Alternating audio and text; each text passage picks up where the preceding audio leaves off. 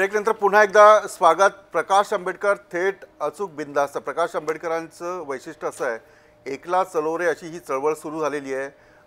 Akola pattern असेल, नंतर carrom असेल, अनेक आमदारांना एकट्या आमदारांना त्यांनी निवडून आणलेलं आहे आणि सत्तेच्या विरोधात जाऊन, राजकारण्यांच्या विरोधात जाऊन आपलं एकट्याने चालणं त्यांनी सोडलेलं नाही आहे। आत्ताही ते मुलाखतीत हेच सांगतायत की मी एकटाच जाणार आहे, राजकारणातली बेरीज मी करणार नाही आहे। माझे प्रश्न तुम्हाला येतीलच, पण माझे सहकारी जे आहेत त्यांचेही प्रश्न आहेत।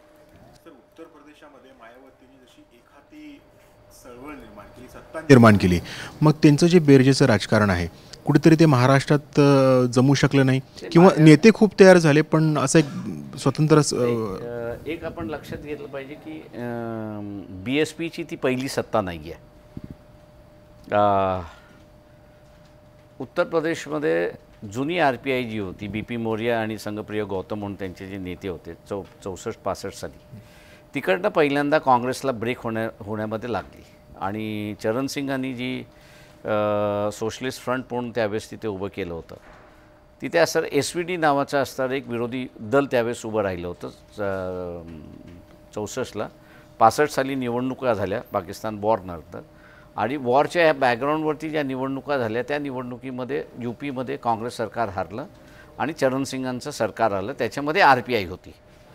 त्या ह्याच्यामध्ये RPIच्या ब्रेकअपसुद्धा जो इतिहास आहे तो उत्तर प्रदेशमधल्या आणि पंजाबमध्ये अकालीबरोबर बसून RPIनी जी सत्ता केली त्याच्या असणाऱ्या जोरावरती होतं की काँग्रेसनी मग असणारा RPI तोडायची।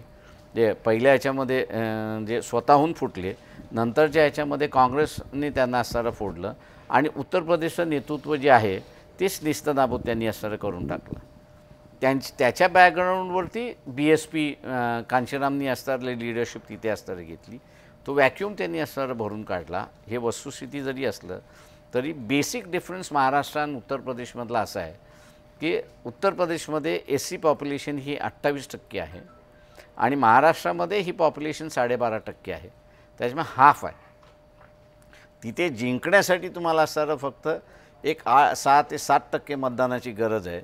इथे तुम्हाला असणारं 33% मतदानासाठी जायचं असेल तर 22% मतदानाची गरज आहे। त्याच्यामुळे हा पल्ला जो आहे 7%चा आणि 22%चा हा माझ्या अंदाजानं फार मोठा आहे आणि त्याच्यामुळे महाराष्ट्र हे नेहमी मी असणारं मानत आलेलो आहे की आंबेडकरी चळवळीतला असणारं एक वैचारिक बेस म्हणून राहील।